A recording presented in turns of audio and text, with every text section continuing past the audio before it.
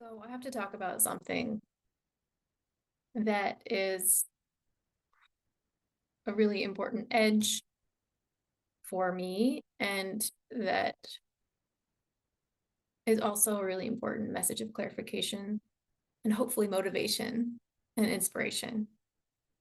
And that is so as I'm coming more and more on the other side of my health crisis and near-death experience, and I'm rebuilding and recovering, and not only recovering my body and my functionality, but like completely resurrecting and reinstating my way of being in life in a totally new way with a lot more agency, a lot more sovereignty, a lot more authenticity, a lot more ability to confidently be myself, and actually like learn the ways of co-creation and what I would call magic, which I don't think is a woo-woo thing. It's actually quite scientific.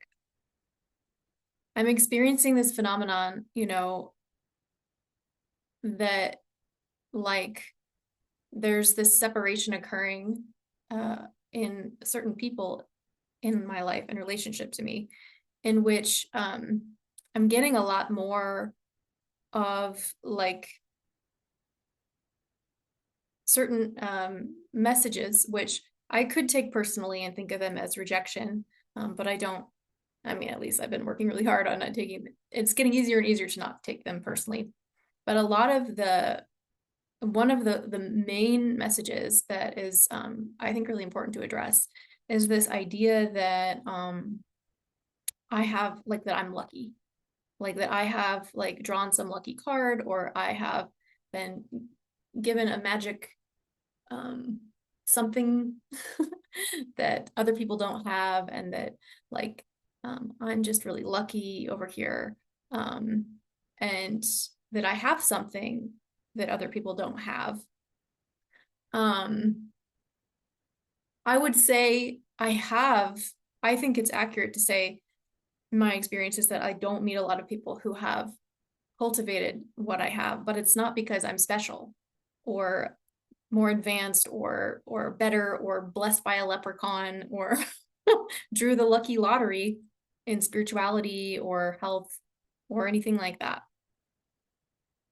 Um, there's like specific work and very hard work and very worthy hard work that I have done to get to where I am. And so when I hear that message from people, whether it's explicitly or implied, what I'm hearing is someone saying, I want what she has, but I don't want to work for it, or I don't want to learn how to do it for myself. So what I get instead are, and as someone who has been a recovering empath, it's that whole phenomenon of like the energy vampires. Fortunately, my boundaries are much stronger now. Um, but for a long time in my life, I know that's partly why I got sick as well, is because I would feel compassion, which I still do, for people who wanted to have some of that light energy and that vitality and that vibrancy and that joy and that well-being and that peace and that groundedness and that nervous system regulation and all that good yummy stuff that comes from cultivating coherence. Of course, everyone wants that. We all want that. We all want water. We all want abundance. We all want money. We all want love. We all want these things. They're good for us to want them. Um, and I think that it's just a certain level of misunderstanding on the journey when we're seeing someone else have those things and we're craving for them and we're trying to leech onto them and get them from that person, or or be threatened by or reject that person or think they're so full of themselves. That's like that's the same, it's the same pattern, just like the reversed reaction, right? The fight or the flight. It's like either I want to take it and take it for myself like a parasite, or I want to just like be like, she thinks she's all, special and shit. Like, um, she's arrogant. I don't want to like, yeah, I'm not that. Both of those reactions, those are like a part of the self that doesn't actually have the self-esteem to believe that it deserves the good things, which we all deserve. And And I know why that is. I know how it can feel to be like, I have no idea how to do that. I want that and I have no idea how to do that. So it's going to be easier to admit I don't want it or to like want it, but try to get it from someone else because they have it and I don't know how because I'm somehow less or like, oh, it's so, so hard and it's such a strong wound. So I name it, I expose it just to say like, yeah, um, I was in that exact place. So much so that despite all of the physical things that I knew were actually poisoning my body and preventing my physical body from doing its wise thing of clearing and updating my cells and charging my mitochondria, like it was as much this energetic thing too of thinking that somehow I didn't have within me the the power, the healthy power, and I might even say divine power. This is not calling oneself God, but it's calling oneself a part of that and worthy of that, the fruit of that field, that coherent quantum field. I don't care whether you're religious or not. It's something that's being shown now through science exists. Even this morning, just listening to a podcast on how the DNA actually operates as a 3D fractal antenna to send signals through time space, and even to the point where you get phenomena like a mother knowing that her son has been injured in Afghanistan on the other side of the world because of the way that their DNA has filtered through the blood when he was in her womb. So anyway, I could go on and nerd out, but I won't because I want to keep this short and just say I am not special.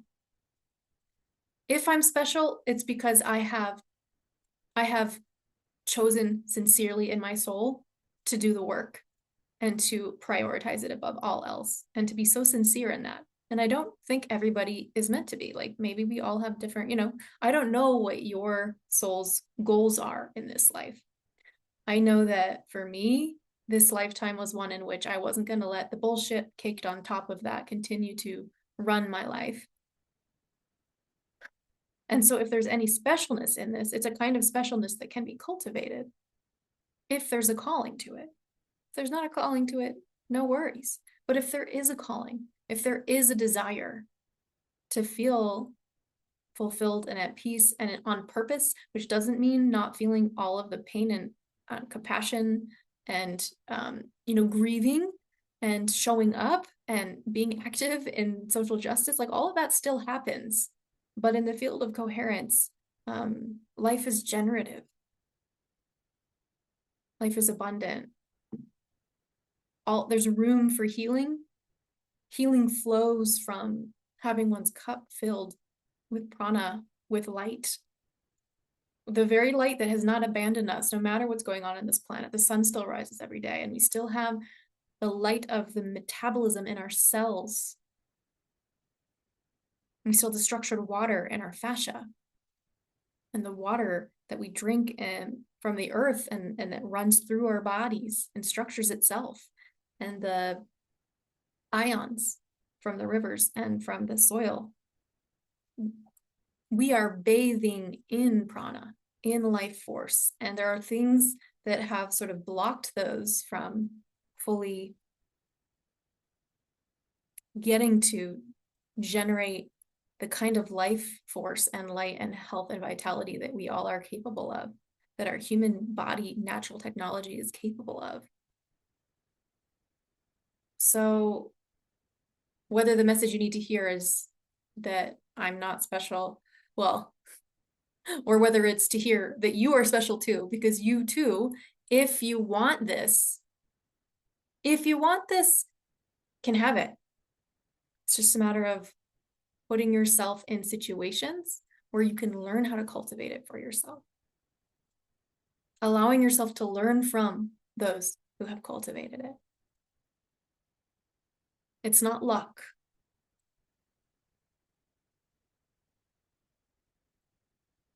And yes, we start out in different places, and that's important to address. I studied systems of oppression in college. I went and put myself in situations of severe poverty, and I have excavated and looked and meditated on my privilege from every angle and will continue to do so. But what I'm speaking about is human species planetary technology, beyond the difference of clan and economic class and color of skin and gender and sexuality. Those beautiful things are like the beautiful colors of flowers and plants in a garden and ecosystem, all important roles in their uniqueness, and they create a harmony, which needs to have an equilibrium and a reciprocity and not an authoritarian or a control. All of that, yeah. What I'm talking about is a paradigm that comes after we've woken up from the oppression and we're not operating that anymore. And part of that comes from recognizing we all, no matter what color your skin is, no matter who you like, no matter what kind of body type you have, or what kind of financial situation you started out with in life, or what kind of ancestral trauma you have, or how far back it goes, or how many generations. We all have access to shifting the epigenetics. We all have access to neuroplasticity. We all have access to changing those patterns. In some areas, it might be harder for some of us than for others, but it's going to be harder for some of those others in the ways that it's easier for us.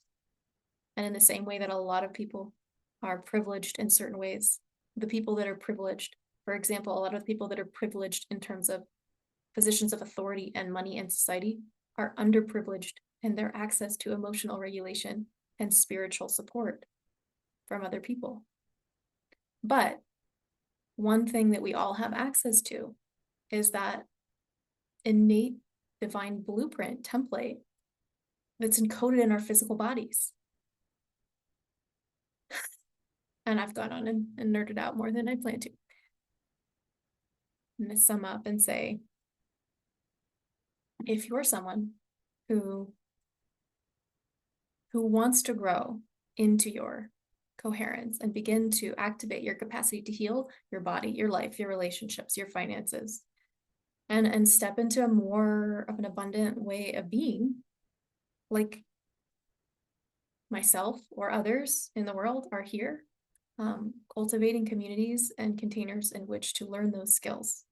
And, or, at least myself and others that I know, we're not interested in hoarding that information, because that's not how this information works. When you're operating in this coherent state, hoarding is not even a thing. Like, it would completely tamper with the whole mechanism and it wouldn't work anymore, because it's flowing from a place of love and reciprocity and interdependence and unity consciousness, which is not enmeshment. It's reciprocal, differentiated, co-collaborative, co-creative learning and living and sharing and existing. So if you want to learn this for yourself, come talk to us. Like, you deserve it. You can do it.